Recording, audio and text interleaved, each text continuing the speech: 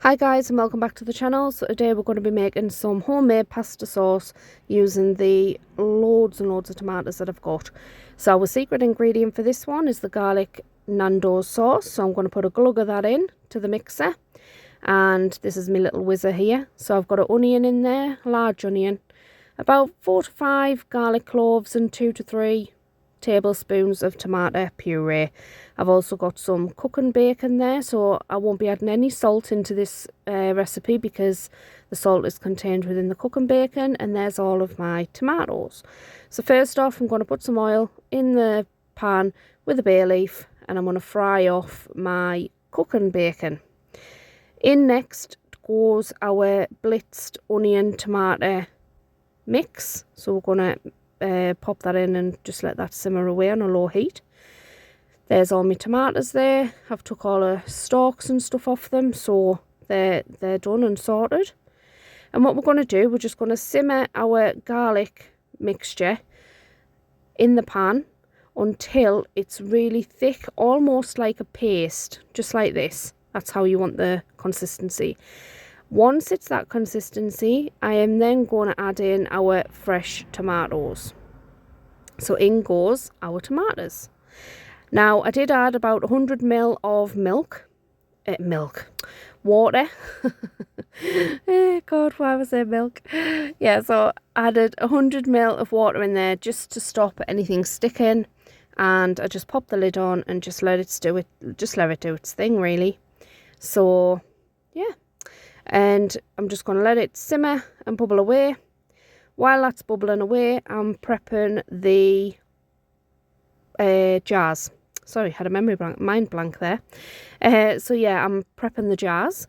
So to do that, I wash them in hot soapy water, rinse them out, pop them into a cold oven. Just pop it on gas mark 1 until all the water has evaporated out, and the glass is nice and hot. So we're going to have a hot sauce going into a hot jar. Now there's our mixture there. You can leave it like this if you want it lumpy, but I'm going to give it a good blitzing. I've just got a hand stick blender thing there, and I'm just going to give it a good blitz. If you've got a food processor or blender or something like that, you can use that. So yeah, I'm actually in the car just waiting for my son coming out from a party. So if you can hear a little bit of traffic, that is why I'm just doing the voiceover now. So yeah, so I'm giving that a good old mix and a blitz so it's nice and smooth. And another thing as well, one of my subscribers told me that YouTube had unsubbed her from my channel, which I was really shocked about because she comments on every single video, and that's Natalie H Nails. And yeah, so I was quite annoyed at that, to be honest. So you know, and my subs had gone down a couple, but yeah, I don't know why, but YouTube's just having one of them moments, I think. So yeah, so I'm blitzing this and just until it's nice and smooth. It's almost like a tomato soupy kind of thing. Now you can add sugar into this just to take the sharpness away. And you can also add salt and pepper if you want. There's enough salt in here from the cooking bacon, and this is just like a pasta base sauce or a base sauce basically. So you can add to this at any later stage. So there's all of my jars. They're out of the oven. Anything that I use, such as the funnel and the ladle, have all been scalding. Like, I literally boil the kettle and put scalding water over them to sterilise them. You can use sterilising fluid, etc. It's entirely up to you how you want to sterilise, but that's just how I do it. And then all I'm going to do, I'm going to put my hot sauce into hot jars, and I'm going to put the lid on straight away. And what that does, as the jar and the sauce cools down, it sort of causes like a vacuum. And then you'll see in a bit, because I was trying to explain this in my last jam video, and I was speaking to Jonah, and because obviously abroad, sort of overseas, USA, Canada and things like that, cannon is quite like popular, but this isn't cannon. It's sort of a different type of preserving really to cannon. So yeah, so what happens is that as it all cools down, it sort of causes a vacuum and it sucks that seal down, seals everything. Sometimes it doesn't work. So on this instance, on two jars out of the lot that I didn't seal properly. In fact, no, I tell a lie, it was one. So that one jar is the one that I'm going to use first, basically. So yeah, so there's me. I'm just using the funnel. That's the last one there. And there's a tiny little bit in the bottom of the pan. It's not worth keeping, to be honest. And my jar's pretty full. So yeah, so I ended up getting quite a few good jars. Now this is going to be a pasta based sauce.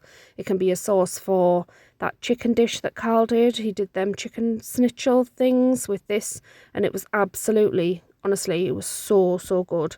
So yeah, here's my homemade pasta sauce. There's a couple of jars. I always tend to sterilise a couple of more jars than what I actually need, because I never know quantities and stuff, to be fair. So yes, I'm really over the moon with this. First time that I'm doing the sauce like this in the jars, preserving them, I'll be honest. I normally like freeze it and things like that. But yeah, my jams and stuff hold well in the jars, so why not? And here's me doing a taste test. And I might need to clean the floor. I may or may not have slopped this on the floor. But yeah, it's a really nice sauce. So I hope you give it a go. And this is what I'm talking about. So can you see the little sort of circly rings on the top? And when you push them in, at the moment, because this is still hot, they're loose, and the Kilner one doesn't have one, to be fair. But the other ones, they have like a popper, what I call a popper. So you can see there. So once the jar cools, it sort of sucks that popper down, and it just means everything's sealed. So it should preserve and it should last. Whereas, so there was only one of those jars that didn't seal properly.